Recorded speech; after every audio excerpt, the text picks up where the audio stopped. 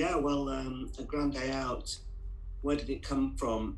It came from somewhere in the recesses of, I've always kept sort of sketchbooks, and when I started at film school, I was constantly wondering what I would come up with for my main kind of graduation project.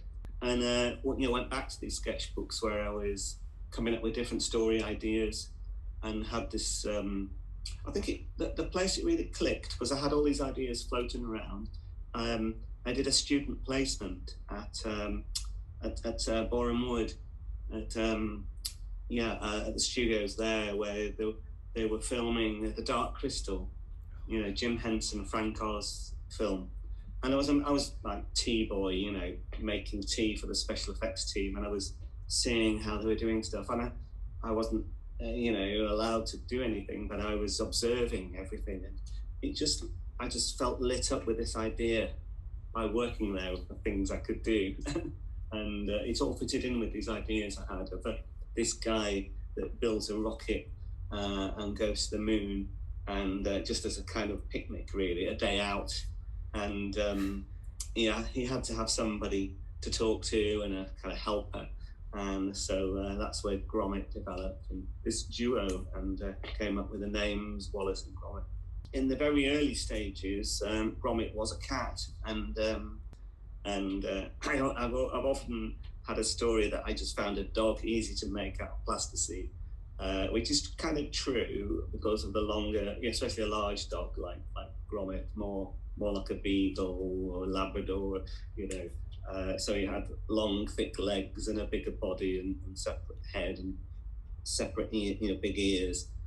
So that was more manageable with plasticine to animate. You can get because you're animating it by hand and sort of resculpting and moving every frame. So it's much easier to get your fingers around Gromit's ears, for example, to move them. I did actually plan to give Gromit a voice to begin with.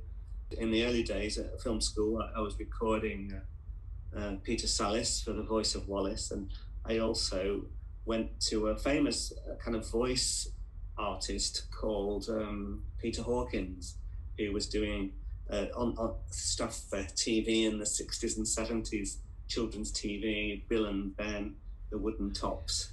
It's because of the way he did a character called Spotty Dog, which was like a growly dog voice, but you could tell he was speaking, so and I had this idea that Gromit would repeat things Wallace said, like set coordinate to 62 West Wallaby, and Gromit would go, better than that. But it like mimicking Wallace, and that was the idea. And then I just discovered that it was a lot of work to animate everything because it was hard. In the first shot I did at film school, it was quite hard to kind of get my fingers round and resculpt his mouth every time. And I just discovered it was easier to move his brow up and down, and that seemed to give him a voice without him saying anything. It was an economy, really, but it was a great, it worked out so well against the extrovertness of Wallace to have an introverted dog suddenly. And so out of practicality, that's how Gromit was born, out of in a way, the limitations of plasticine. It was a plus, it worked out well for Gromit, didn't it, lad?